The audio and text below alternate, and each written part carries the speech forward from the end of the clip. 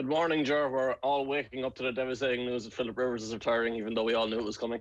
Well, so Philip Rivers is gone, and it looks like Drew Brees is gone, and that class of quarterbacks, that old group of quarterbacks, with the exception, obviously, of the ageless one in Tom Brady, he's still going. Do you think Tom Brady's going to do another year after this, or does it depend on what happens over the next 2 weeks? Yeah, they're not even asking him if he's going to retire.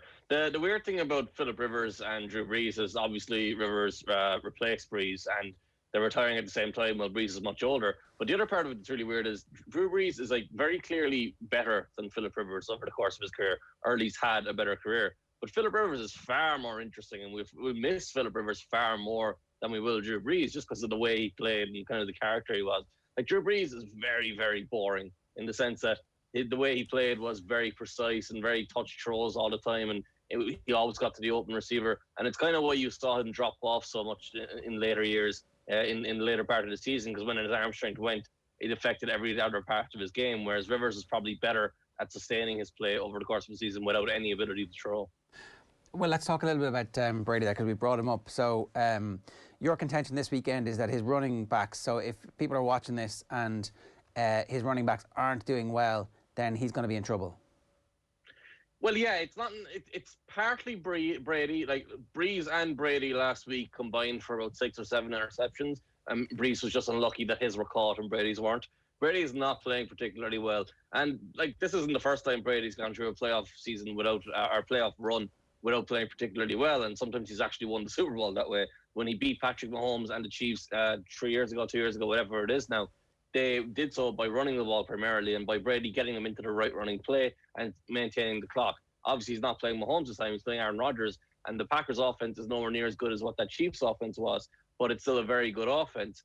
And the Buccaneers have already beaten the Packers pretty badly, but the Packers' main problem this year didn't actually show up in that game. Their main problem this year has been stopping the run for a couple of years now. It's been that way. And if you look at the Minnesota Vikings game, Dalvin Cook really carried them through that game by just giving him the ball over and over and over again.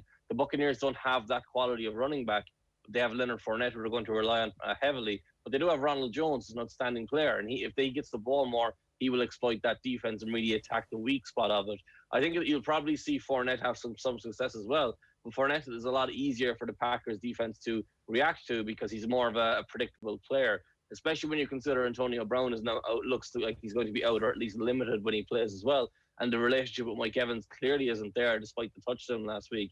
That has not developed over the course of the season. Chris Godwin, you think, should have been better as well. But then you're playing into the Packers' strengths if you want Brady to throw the ball a lot. It's going to be a lot of running and a lot of hoping the defense wins the game the same way it did in the regular season. It's 8:05 kickoff on Sunday evening for the Packers against the Buccaneers. So this is obviously potentially the two most talented quarterbacks, two greatest quarterbacks, certainly of their generation. Aaron Rodgers needs a second Super Bowl, though, to cement his greatness.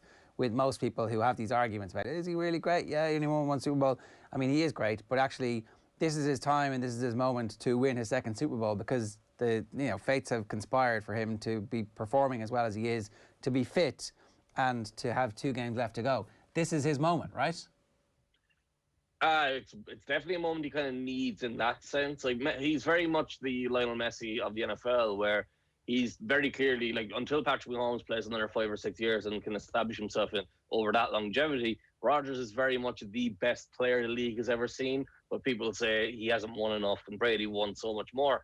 And like the reason for that is Mike McCarthy. He never had a great coach. He never had a great opportunity to control games and win. Like he's never really been the reason that they've lost in the playoffs, which is a startling thing to say. But if you go through his career, he's rarely had an actual bad game in the playoffs. So now he's had a much better coach with him in Matt LaFleur. But the one limitation they have, or the 2 limitations they have, is the one we just talked about on defense, where the Buccaneers are going to be able to run the ball. And then offensively, they drafted a quarterback in the offseason, and it's being credited as, he just lit a fire under Rodgers. And maybe it did, and it got the best out of Rodgers, but they have such a limited receiving core that's going to be an issue if Davante Adams doesn't show up. The reality is Davante Adams probably will show up. He didn't in the regular season. But in last week when he was going against Jalen Ramsey, and all the talk was, will Ramsey shut him down and force the offense to go elsewhere, and then they'll struggle? And that didn't really happen, even though Lazard had a massive drop down the field, because Adams was still able to get open. So as long as Adams can get open, as long as the running game is functioning the way it has, this should be a winnable game. And if Rodgers wins this game,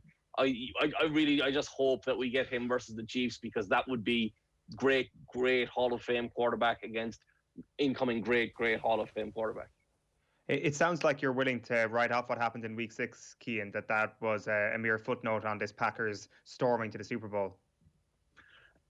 Yeah, okay. In the context of this season, you have to say that's a complete and utter outlier. Because outside of that game, the Packers have been outstanding, and Rodgers specifically has been incredible. And there were a couple of big moments early in that game that kind of turned, and then it just kind of snowballed. But if you actually look at the larger context of the last couple of years, we probably shouldn't ignore that game, because the Packers have had real struggles against good teams. And we saw just last year, the 49ers dominated them in the regular season to a greater degree than the Buccaneers did this year. And then in the playoffs, we kind of expected it to be a little bit closer, a little bit more of a bite. And it really wasn't. They were able to destroy the Packers again. So it's very possible that like we come back next week and we come back ahead of the Super Bowl and we go, the Packers got blown out again. But it does feel like these two teams went in different directions after that game. So I'm more likely to point to the Packers, and they're at home. It's going to be probably quite cold, so which will affect Brady a lot more than it will affect Rodgers, which should be a big detail. Let's talk a little bit about the Kansas City Chiefs. Patrick Mahomes was in the concussion protocol, is in the concussion protocol. It sounds like they're leaning towards him playing. Do you expect him to play or not? I 100% expect him to play, but it's with a concussion protocol, it's the one thing where you would say, like, besides a completely devastating injury, it's the one thing where you would say he might actually be forced to not play. When you talk about the NFL and these kind of things, it tends to work out. I think that's probably the best way to say it for the stars in the league. And we already see that he's listed as a full participant in practice on Wednesday. And then afterwards, they changed that and said, no, actually, he was limited. And that's likely something to do with their protocols and to do with him getting too far ahead in that concussion, being allowed to do more than he should have been allowed to do. But the other aspect of it is, Mahomes fully healthy means the Chiefs against the Bills would be a very easy game for the Chiefs. Like, the Chiefs at their worst, or at their inconsistent worst this season, the worst game they played this season, is probably better than the Bills' best game this season. But since Mahomes has this concussion, and not only that, he injured his foot early in the game last week as well, which is being overlooked a little bit. Since he has these handful of injuries, actually bring that game down to be a little bit more competitive. It still feels like the Chiefs are a far better team. And even if Mahomes doesn't play this weekend and Andy Reid is forced to work with Chad Henne, I still think there's a chance that the Chiefs win the game, which is telling you just how good Andy Reid is, but it's also telling you the level of talent on the Chiefs relative to the level of talent on the Bills. So you expect the Chiefs to win this game?